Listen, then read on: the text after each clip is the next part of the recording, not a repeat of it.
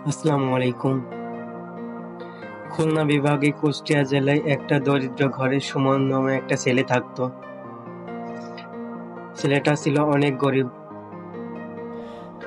সুমনরা ছিল 4 ভাই বোন, 2 ভাই 2 বোন। তার বাবা-মা সুমনকে একটু কম ভালোবাসতো তুলনায় 2 বোনকে এবং 1 ভাইকে তুলনায় একটু বেশি ভালোবাসতো। তাতে সুমন কিছু মনে করতো না। সুমন জানতো যে আল্লাহ তাআলা যা করেন ভালোর জন্য করেন। সুমন ছোটবেলা থেকেই অনেক জেদি ছিল।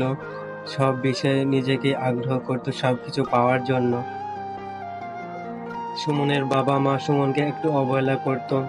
সুমনকে অতটা এক কথায় দাম দিত না। কিন্তু সুমনের মনটা ছিল একদম খুব নরম। সে তার বাবা-মাকে অনেক ভালোবাসতো এবং সবসময় ভালোবেসেই যেত।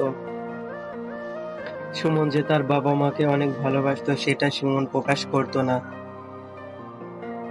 খালি সুমন মনে মনে রাখতো যে একদিন আমি এমন কিছু করে দেখাবো যেদিন আমাকে আমার আব্বু-আম্মু অনেক ভালোবাসবে। সুমন অনেক দরিদ্র ঘরে ছিল বলে সে ছিঁড়া ব্যাগ নিয়ে স্কুলে যেত। একদিন হঠাৎ তার স্যার তাকে জিজ্ঞাসা করলো, সুমন তুমি বড় হয়ে কি হতে চাও? সুমন মুচকি হেসে বলল, স্যার আমি বড় হয়ে ভালো মানুষ হতে চাই এবং টাকা ইনকাম করতে চাই এবং টাকাকে অনেক ভালোবাসতে চাই।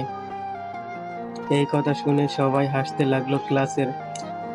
তখন সুমন মুচকি হেসে বলল, হাসো, এখন তোমার হাসার সময়, যখন হবে তখন দেখা যাবে। পড়াশোনার পাশাপাশি সুমন একটা ছোট্ট দোকানে কাজ করত। সে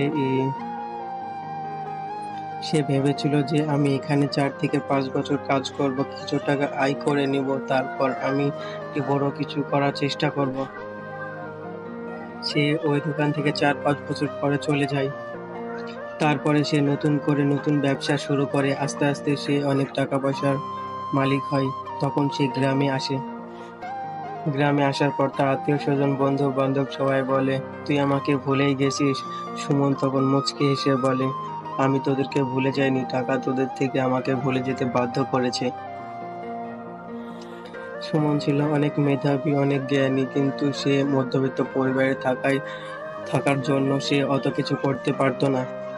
কিন্তু সুমনের আত্মবিশ্বাস ছিল, সে বড় হয়ে কিছু না কিছু করতে পারবেই। সুমন সবসময় একটা কথাই বলতো, তুমি টাকাকে ভালোবাসো, টাকা তোমাকে ভালোবাসতে বাধ্য থাকবে।